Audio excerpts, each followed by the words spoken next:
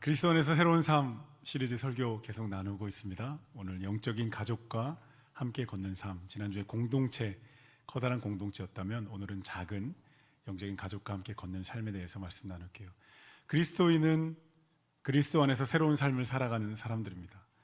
그리스도 안으로 들어와서 한 걸음씩 걸어가는 거죠. 하루아침에 되진 않더라도 내가 세상에서 살던 옛사람을 벗어버리는 작업, 그리고 그리스도 안에 새 사람을 잇는 작업이 반드시 있고, 그것이 얼마나 큰 축복이고 얼마나 큰 특권인지를 깨달아가는, 그래서 천국은 마치 밭에 감추인 보물같이 가치를 발견하고 전 재산을 팔아 사는 거죠.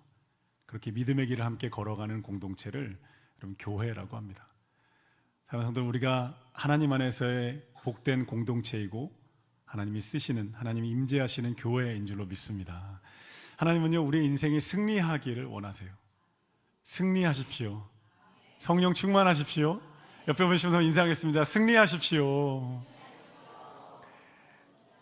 예수님의 표현으로 바꿔오면 풍성한 삶을 누리게 하신다는 거예요. 풍성한 삶을. 세상이 말하는 거 말고요. 세상은 완전히 다릅니다. 세상이 이야기하는 거 말고 하나님이 인정하시는 승리, 하나님 주시는 풍성함, 하나님 안에서의 삶의 의미와 목적들, 가치를 발견하고 걸어가는 것을 성경은 우리에게 승리라고 합니다. 지난 목요일에 토트넘의 손흥민 선수가 유로파 리그에서 우승을 했습니다.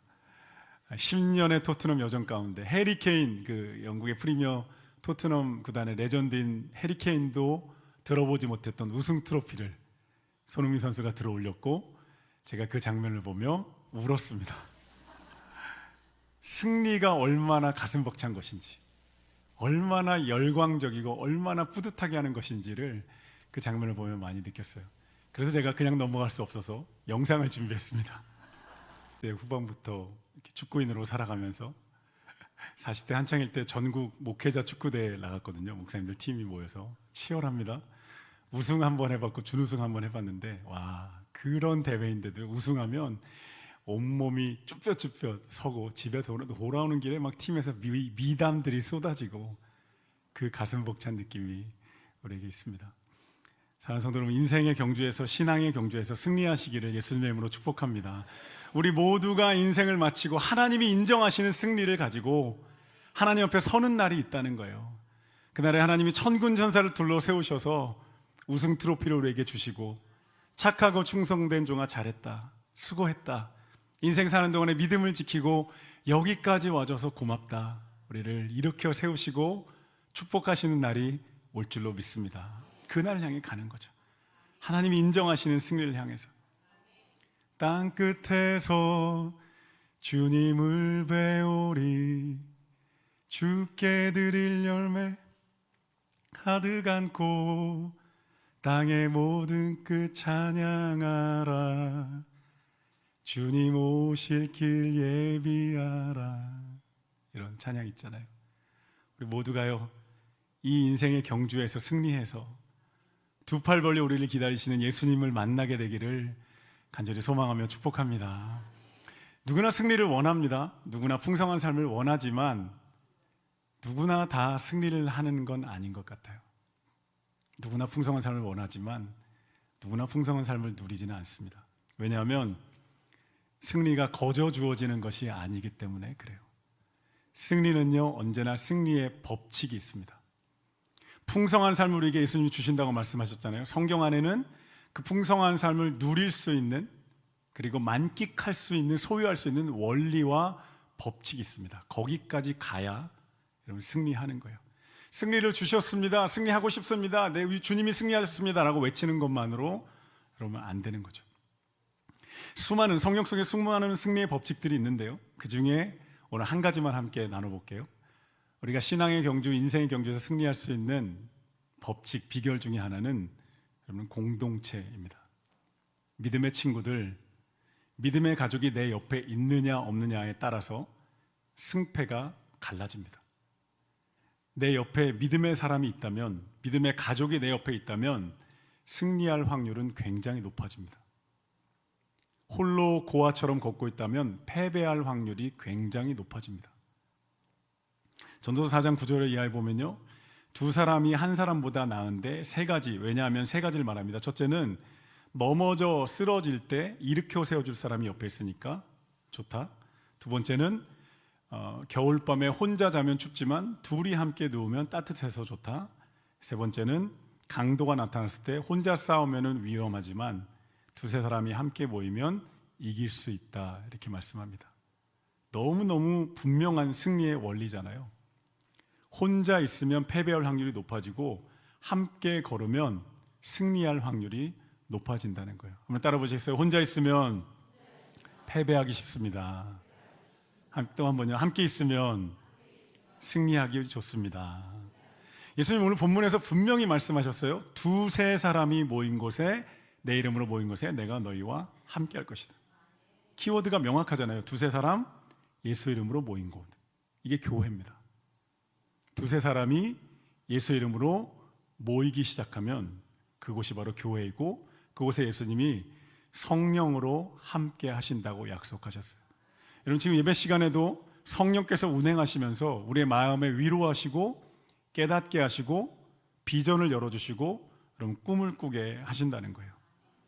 두세 사람이 모이는 모임을 우리 교회는 셀이라고 부릅니다. 어떤 교회는 소그룹, 어떤 교회는 목장, 어떤 교회는 순이라고 부릅니다. 우리 교회는 셀 교회를 향해서 한 걸음 한 걸음씩 나아갑니다. 두세 사람이 모인 모임을 계속 만들어 가는 거죠. 이름이 셀이기 때문에 셀 교회 무슨 프로그램처럼 들릴 수 있지만 여러분 그렇지 않습니다. 셀 교회든 목장 교회든 순 교회든 상관없어요. 그것은 프로그램이 아니라 교회 그 자체인 거예요. 교회 그 자체예요. 예수님 말씀하시는 두세 사람이 예수 이름으로 모인 곳이 함께 하시는, 예수님 함께 하시는 교회인 거예요. 사도행전 2장에 보면 초대교회가요, 성전에서 수천 명, 수백 명이 모여서 예배를 드립니다. 사도들이 말씀을 전하고 기적이 막 나타나요. 그리고 거기서 끝나지 않아요. 예배가 딱 끝나는 순간에 가정으로 흩어져서 사도행전 2장에 보면 3, 3, 5 모여서 음식을 나누고 삶을 나누면서 진짜 친밀함을, 가족됨을 경험하게 됩니다. 그 교회가 바로 예수님의 심장 속에 있었던 교회이고 우리를 축복하시고 우리를 승리하게 하시는 하나님의 방법이라는 거예요. 하나님이 그런 통로를 통해서 우리를 복주시고 우리를 살려내시고 우리의 인생을 축복하신다는 것입니다. 여러분, 이렇게 우리가 함께 모여서 한 300명의 성도들이 넘게 모여서 예배 드리는 거 너무너무 귀합니다. 한 명 한 명이 너무너무 귀합니다. 어린아이부터 어르신까지 너무너무 귀한 하나님의 가족이잖아요. 그런데 300명이 서로를 알 수는 없잖아요. 어떻게 알겠어요? 인사를 나눌 수 있지만 이 사람의 눈물은 뭔지, 지금 인생에 어떤 고민이 있는지, 어떤 기도가 필요한지, 하나님을 향해 어떤 꿈을 꾸고 있고 숨겨진 재능과 은사는 뭔지, 하나님이 쓰고자 하는 비전은 뭔지 모르잖아요. 그래서 예수님이 그 성경적인 교회 원리를 오늘 알려주시는 거예요. 두세 사람이 모이기 시작해야 된다. 삶을 나누고 서로를 알아줄 수 있는, 서로를 알아보고 서로를 돌봐줄 수 있는 그런 영적인 가족과 팀이, 그룹들이 만들어져야 한다고 오늘 말씀하고 계시는 거예요. 여러분, 군중 속의 고독이란 말 들어보셨잖아요. 군중 속의 고독.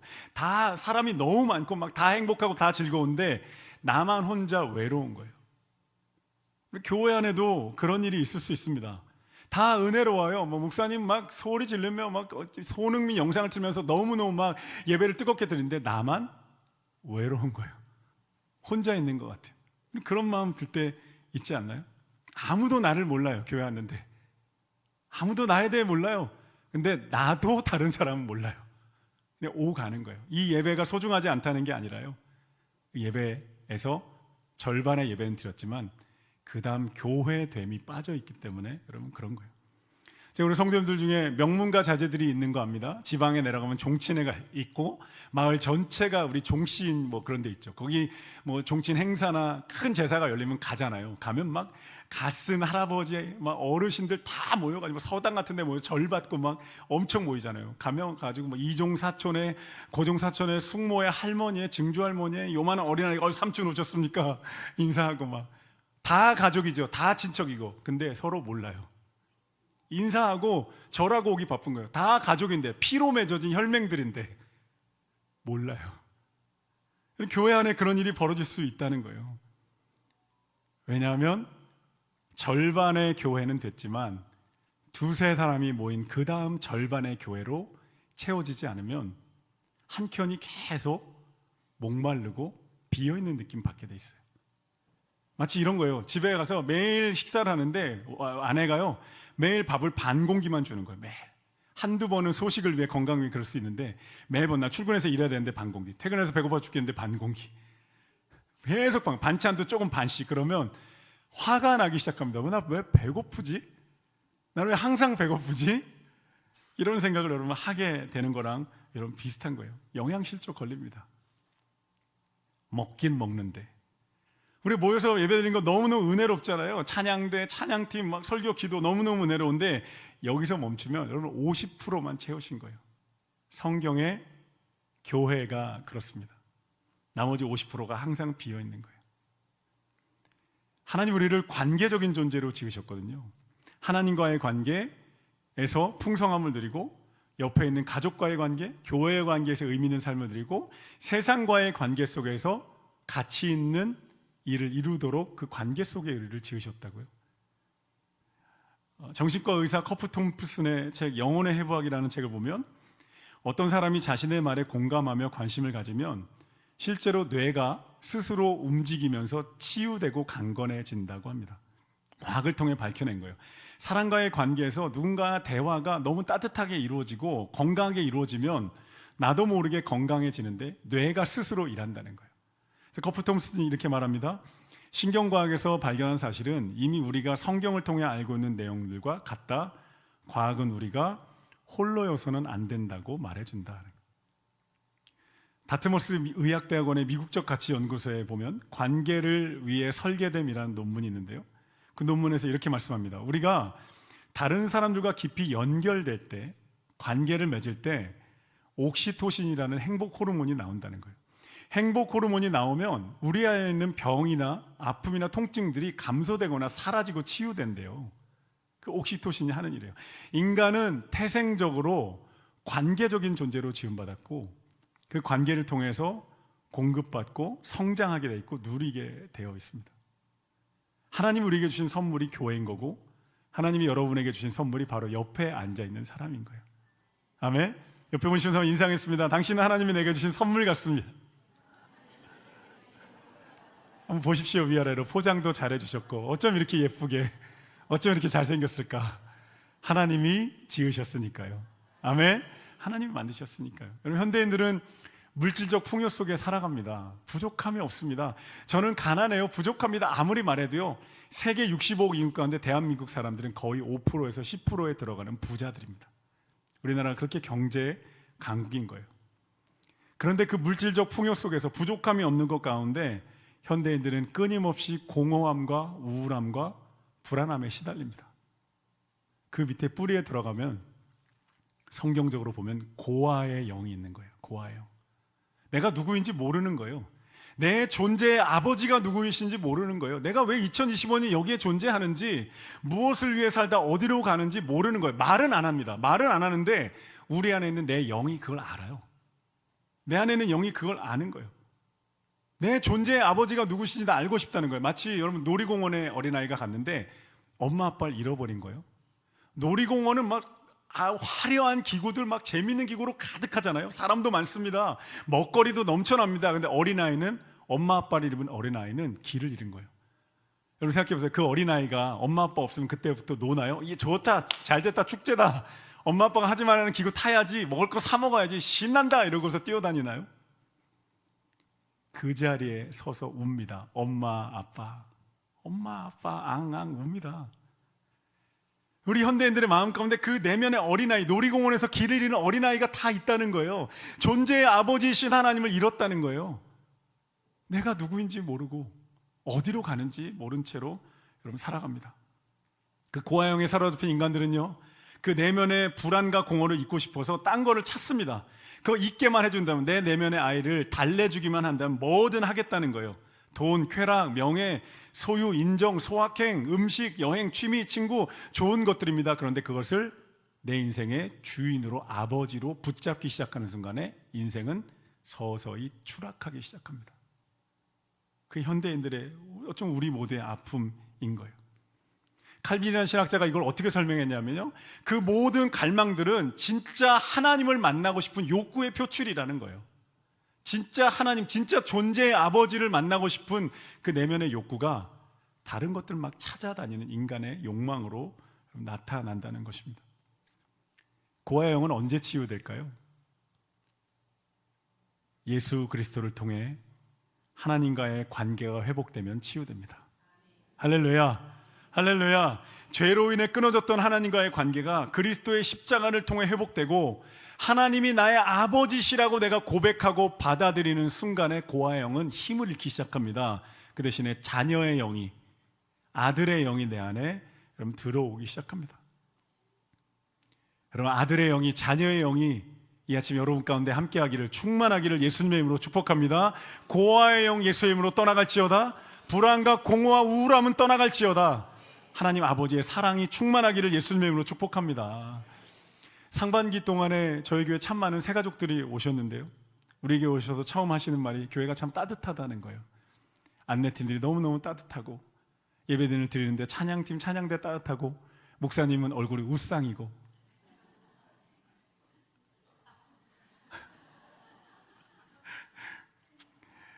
그 다음에 등록하고 나니까 바나바 리더들이 한 명 한 명 사랑으로 도와주더라는 거예요.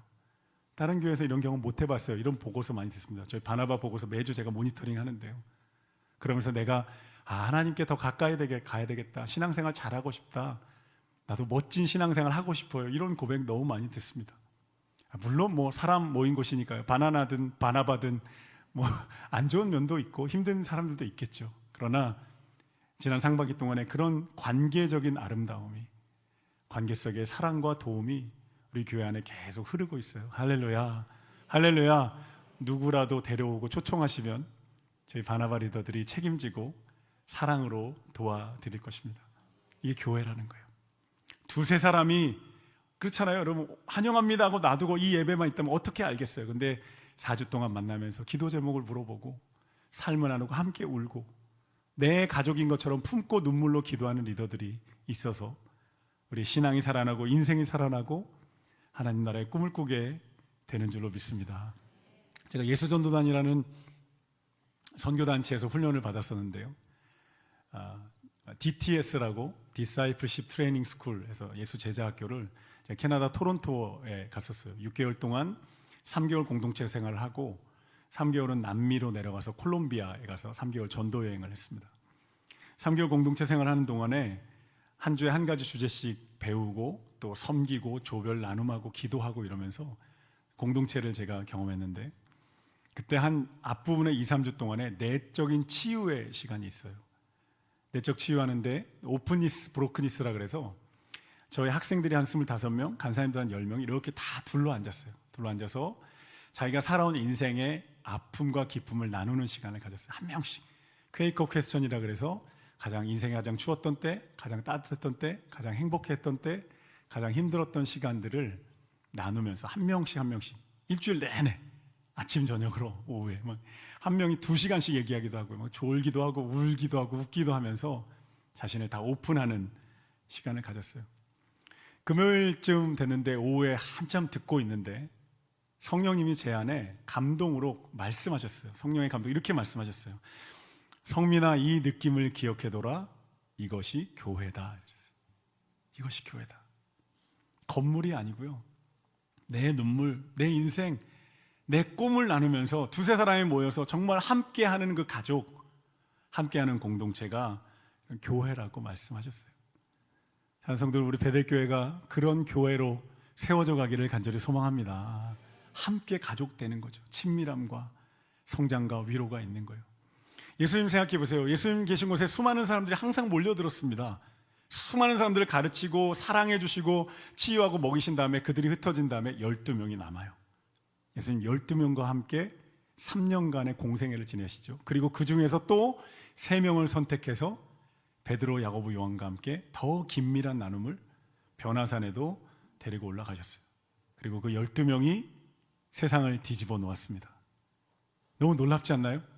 지금 기독교가 세계 23억이라고 말합니다. 지금 우리는 너무 당연한데 당시 AD 1세기의 로마 제국의 12명이 하나님 나라의 복음을 가지고 뚫고 들어간 거예요. 할렐루야. 얼마나 놀라워. 12명으로 시작됐다니까요. 그 복음이 온 세상을 가득 채워서 오늘 2025년 오늘 아침 여기까지도 하나님의 사랑과 복음이 온 거예요.